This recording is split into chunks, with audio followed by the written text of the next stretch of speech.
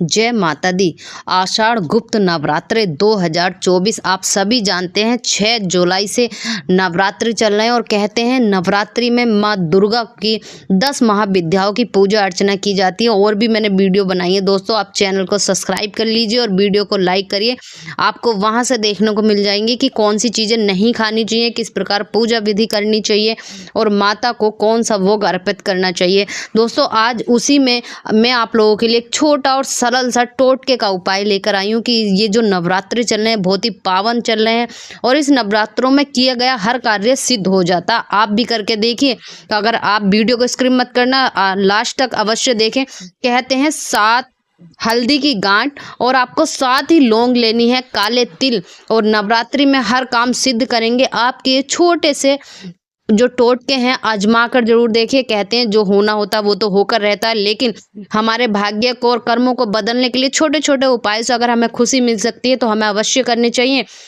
और बाकी तो हमारे कर्मों पर निर्धारित है, हम जैसे कर्म पर करेंगे वैसे फल पाएंगे। तो दोस्तों जितनी श्रद्धा और शिद्दत से अगर आप करते हैं माता रानी के छोटे छोटे टोटकों से, उपायों से, तो आपके जीवन में काफ़ी सारी खुशी आ सकती हैं। दोस्तों चलिए आगे बढ़ते हैं। गुप्त नवरात्रि संतों या ऐसे साधकों के लिए है जो अपनी आध्यात्मिक साधना में गहराई तक पहुंचाना जानते हैं। इसमें जो है काफ़ी आध्यात्मिक गहराई तक वो जो लोग हैं तांत्रिक विद्या और तंत्र मंत्र की सिद्धि प्राप्त करते हैं। कहते हैं जो अब 10 तारीख को जो है वो 5वां नवरात्र है, आषाढ़ गुप्त नवरात्रे का 5वां दिन है और छिन्नमस्ता माता को बहुत ही समर्पित है।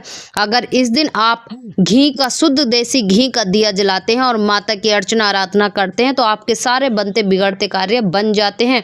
कोई भी ऐसा कार्य नहीं जो आपको नहीं हो सकता, क्योंकि माँ को घी का दिया बहुत ही पसंद है। और कहते हैं कि नवरात्रों में 5वें दिन छिन्नमस्ता माता को घी का दिया अर्पित करना चाहिए कहते हैं। और दोस्तों हम आगे भी बताएंगे कि जो ग्रस्त व्यक्ति होते हैं उनको माता रानी की पूजा किस प्रकार करनी चाहिए और आगे माता को प्रसन्न करने के क्या उपाय हैं। कहते हैं कि गुप्त नवरात्रि में माँ भगवती की पूजा करने से पुत्र, गुप्त तरीके से अगर आप पूजा करते हैं तो आपको पुत्र की प्राप्ति होती है। गुप्त तांत्रिक विद्याएं प्राप्त होती हैं। अगर कोई जो लोग तांत्रिक विद्या लेना चाहते हैं वो भी गुप्त तरीके से करते हैं। आषाढ़ माह के ये जो गुप्त नवरात्र हैं इनका नाम ही गुप्त तरीके से पूजा करनी होती है। जितनी भी आप पूजा करें लेकिन गुप्त तरीके से करनी होती है।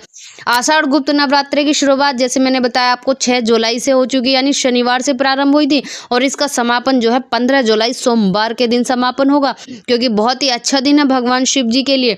और गुप्त नवरात्रि इस बार 9 की बजाय 10 दिन के हैं। धार्मिक मान्यताओं के अनुसार सतयुग में चैत मास की नवरात्रि, त्रेता युग में आषाढ़ मास की गुप्त नवरात्रि का प्रचलन रहा है। कहते हैं एस्ट्रोलॉजर भी के अनुसार भी और जो हमारे कैलेंडर होते हैं उनके अनुसार गुप्त नवरात्रि में माँ भगवती की पूजा करने से गुप्त तांत्रिक विद्याएं प्राप्त होती हैं। साधक किसी भी चर्चा के बिना की जाती है। इस अगर किसी से आपने बिना बताए अगर कोई भी मन्नत मांग के कोई भी विद्या अगर आप लेना चाहते हैं तो वो आपको जरूर 100% हासिल होती है। इसलिए 9 दिनों में कई तरह के उत्सवों में आयोजन की परंपरा भी रही है। इसलिए गुप्त तरीके से पूजा करनी चाहिए। गुप्त नवरात्रि में माँ दुर्गा की पूजा गुप्त तरीके से की जाती है क्योंकि इसका मुख्य उद्देश्य उपासना और ध्यान के द्वारा स्वयं को समर्पित करना होता है। इसमें बहुत सारा कुछ नहीं करना होता है। आप जितनी इसमें उपासना करेंगे और अपने आप को स्वयं को समर्पित करेंगे उतना ही आपको फल मिलता है। बसंत और शारदीय नवरात्रे गृहस्थों और आम जनों के लिए, परंतु गुप्त नवरात्रे संतों या ऐसे साधकों के लिए है जो अपनी आध्यात्मिक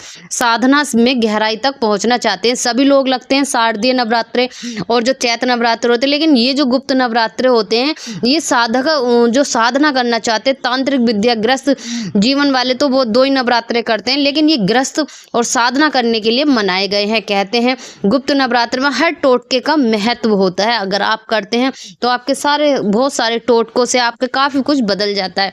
गुप्त नवरात्रे की पूजा के समय माँ दुर्गा के चरणों में किसी भी रंग का कमल का फूल अर्पित करने से मनोकामना पूर्ण होती है। अगर आप नहाए हैं, नहा धोकर पूजा पाठ कर रहे हैं माँ को, तो एक फूल अर्पित करते हैं किसी भी कलर का तो आपकी हर मनोकामना पूरी होती है।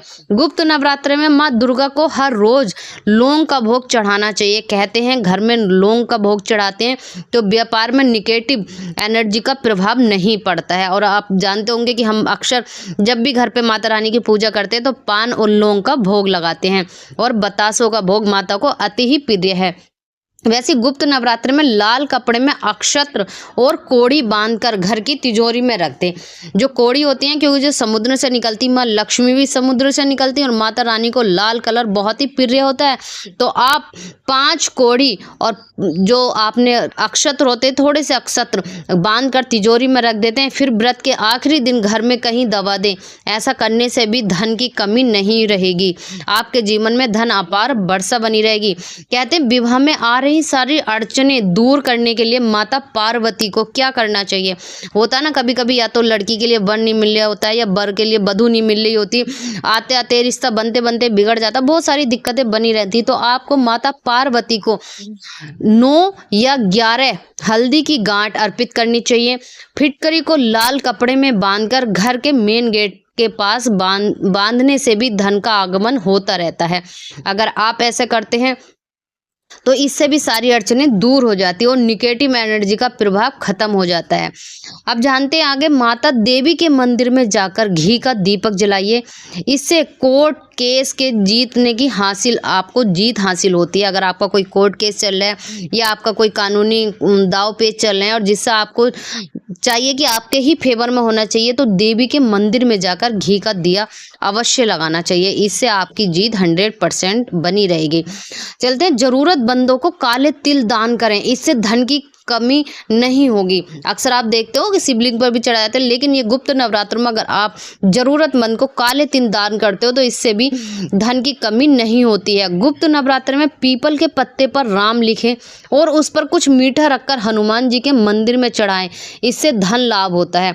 अगर आपने देखा होगा कि भगवान जी के लिए राम जी से प्रिय कुछ भी नहीं है। अगर आप एक पत्ते पर राम लिखकर उसको समर्पित करते हैं हनुमान जी की छवि के सामने, फिर देखिए आपके बनते कार्य बनने लगते हैं और बिगड़ते हुए कार्य भी बनने लगते हैं। आपको इससे धन का लाभ होता है। आपके धन में कभी रुकावट नहीं होगी। गृहस्थ जीवन वाले करें सामान्य पूजा। जो लोग होते हैं जिनसे नहीं ज्यादा साधना उपासना नहीं की जाती, तो वो गुप्त तरीके से खाली नियम के अनुसार थोड़ा सिंपल तरीके से पूजा कर सकते हैं। गुप्त नवरात्र की प्रतिपदा तिथि 6 जुलाई से सुबह प्रारंभ हुई थी। इसका समापन आपको देखने को मिलेगा 16 तारीख को ये समापन हो रहा है। अगले दिन सुबह 7 जुलाई। इस तरह से आपने पूरी घट स्थापना या जिस तरह से पूजा अभिजीत मुहूर्त सब लोग करते हैं, तो लेकिन जो गृहस्थ जीवन वाले होते हैं उनसे ये सब चीजें नहीं करी जाती। इसमें ज्यादा विधान भी नहीं है। घट स्थापना ब्रह्म मुहूर्त ये सब अगर आप सिंपल तरीके से, सिर्फ इसमें उपासना और आराधना करने का महत्व है। अगर आप अर्चना उपासना और आराधना तीनों चीज साध्य को करना चाहते हो, कोई सी भी चीज हासिल कर सकते हो। ऐसा कुछ नहीं है कि जो आप हासिल ना कर पाओ।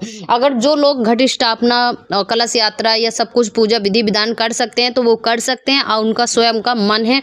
लेकिन अगर जिसमें जितना ध्यान या उपासना आप करते हैं उससे भी माता रानी आपको पार उतार देती हैं। ये तो छोटे से उपाय दोस्तों। और गुप्त नवरात्रे चल रहे हैं, माँ का 5वां दिन है और ये छिन्नमस्ता माता जो बहुत ही आप लोगों पर मेहरबान है। और प्लीज करके देखें, इन नवरात्रों में कोई से भी दिन आप कर लीजिए तो आपको काफी फलों की प्राप्ति होगी। लेकिन अगर आप कुछ नहीं भी कर पा रहे हैं तो माता रानी के आगे घी का दिया जलाकर आप माता रानी की आराधना अर्चना यानी एक आरती अवश्य कर लीजिए, तो माता रानी आपको आपके सारे काम बना देगी। बिगड़ते कार्य भी आपके बनने लगेंगे। दोस्तों, कुछ नया कुछ अलग फिर आप लोगों के लिए लेकर आती हूँ। लेकिन गुप्त नवरात्रों में माता रानी का ढेर सारा प्यार आपको मिलेगा, आशीर्वाद आपको मिलेगा।